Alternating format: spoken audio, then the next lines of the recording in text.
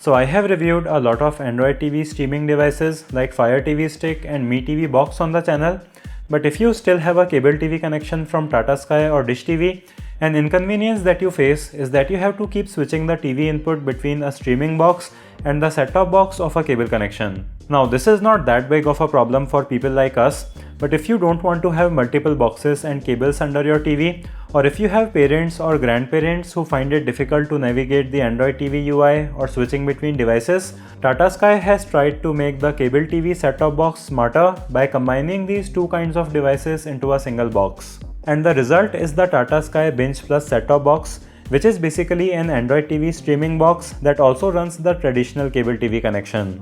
But the Binge Plus service is actually more than that, because it also provides a package that gives you a bundle of streaming services, and that can be a lot cheaper than subscribing to these OTT services individually. Now all of this sounds really great and it can work well, but the execution of this device and the concept isn't as amazing as it may sound, because there are some really odd issues with both this device and the service package that we are going to talk about. Hey guys, I am Siddharth, and let's find out what kind of Jhingalala we get with the Tata Sky Binge Plus.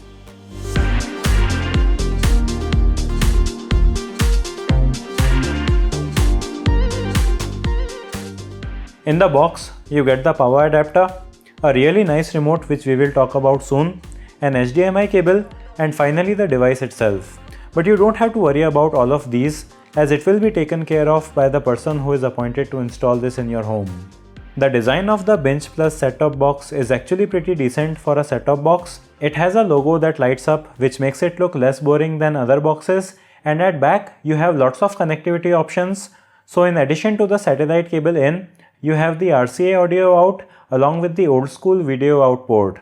Then you have the optical out, which you can use to connect it to a soundbar or a DAC. Then next to it, you have HDMI 2.0 port, which is followed by two USB ports, and then finally there is the Ethernet port for wired internet.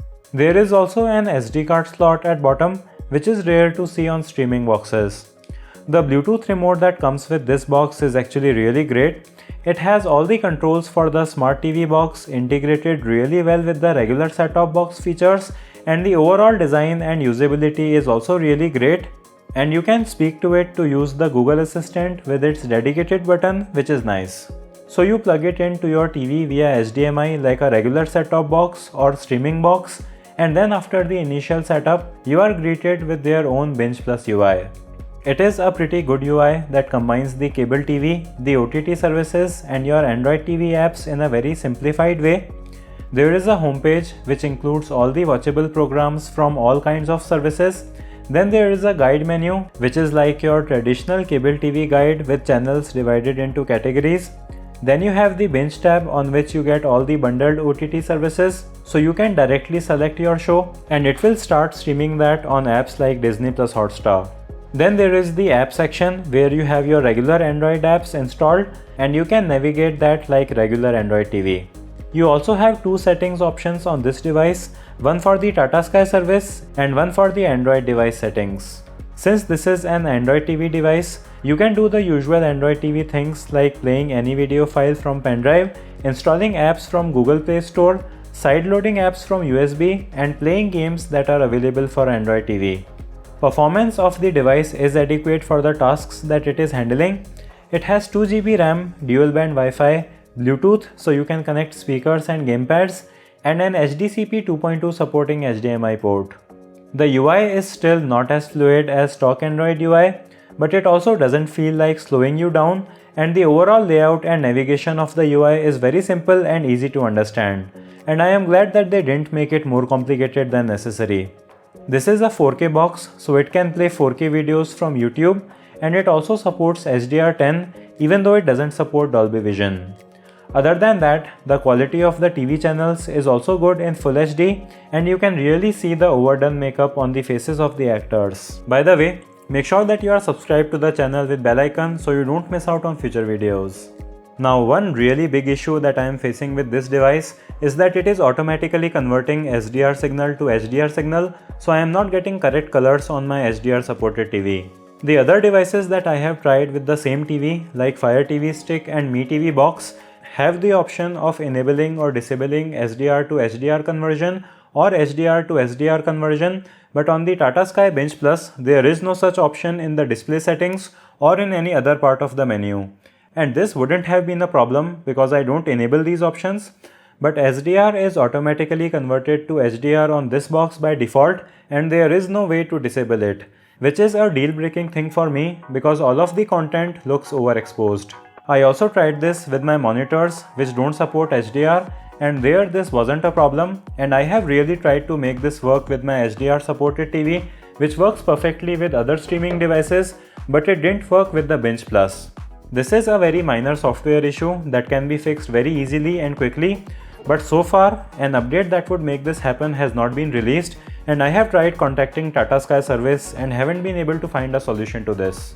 I will have an update to this issue in a pinned comment, so make sure that you check that out. This box also doesn't display 60 FPS content at 60 FPS, even though in the settings it shows the resolution as 4K 60 FPS. So you see the actual playback at 30 FPS, and UI also runs at 30 FPS, so it isn't as smooth as 60 FPS boxes. Another really big issue that I am facing with this device is that it doesn't support Netflix.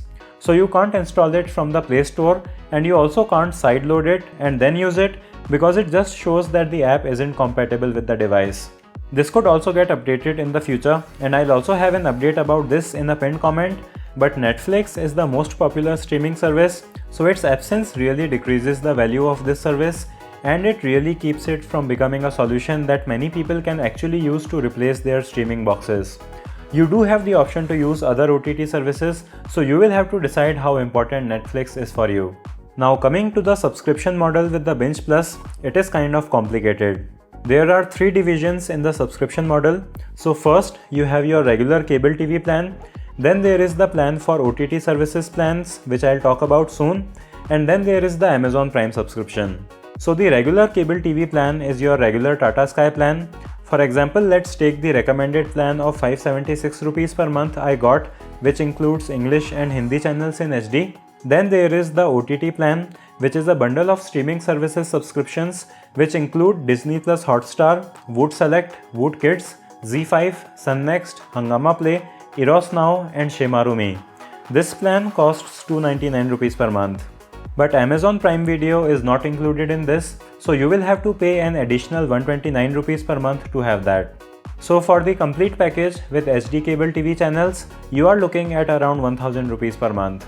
Now when you get a new connection, Tata Sky is giving you the set-top box and a 6-month subscription of the OTT apps I mentioned, along with a 3-month subscription of Amazon Prime Video for 2999 rupees. So you are getting around 2200 rupees worth of subscription services along with the set-top box, which is nice. If you already have an existing subscription to any of these services, including Amazon Prime, you can use those login credentials to log in to the apps on this box, but you can't use the subscriptions from Tata Sky Binge Plus on other devices like your phone. It will only work when you run those apps on this box. Now you must be thinking, what if you only want to have some of these subscription categories? And that is possible, but you will have to have an active subscription for the Tata Sky cable TV, which is a minimum of around 150 rupees per month because of government rules. So the cable subscription is compulsory, but you have the option of not subscribing to OTT apps and Amazon Prime. If you don't have any subscription, even the basic cable TV connection, you can still use the set-top box as an Android TV box and do things like watching YouTube or play movies from a pen drive. Now, if all of this seems very complicated, it is because it is actually a really complicated and difficult to understand model, and I really hope that the explanation I had made sense. So overall, the Tata Sky Binge Plus is a really good concept in theory, and the device and the service that we have is actually a step in the right direction for people who want to have streaming services along with the traditional cable TV. The device itself is good, feature-packed and future-proof, and the UI is also something that has been executed well, and the subscription package also makes sense and can be very affordable if you are a person who is interested in the content that their partner OTT services have. But there are a few issues that hold it back because there are some serious bugs on the device that have not been fixed yet, and without the support for Netflix, it will not appeal to the majority of people who are looking to combine the streaming box and the cable TV connection. All that being said, This service can be really great for someone who watches cable TV but is getting introduced to the OTT streaming concept, and someone who finds the content on their partner services to satisfy their TV watching needs. This can also be a really great option for the older generation who aren't very invested into the international titles that Netflix has. But from a hardware standpoint, there is no stopping them from adding Netflix support in the future, and the HDR bug is something that should be easy to fix, even if that may take some time. So overall, if you find the service that it offers to be something that fascinates you, you can go for it, and they also have a free 30-day trial. And that was it for this video. I'll have links to buy this in the video description. Let me know what you think about the Tata Sky Binge Plus in the comment section below, and give this video a thumbs up if you liked it or a thumbs down if you disliked it. Subscribe with bell icon for videos on more interesting topics. Thanks for watching, and I'll see you in the next one.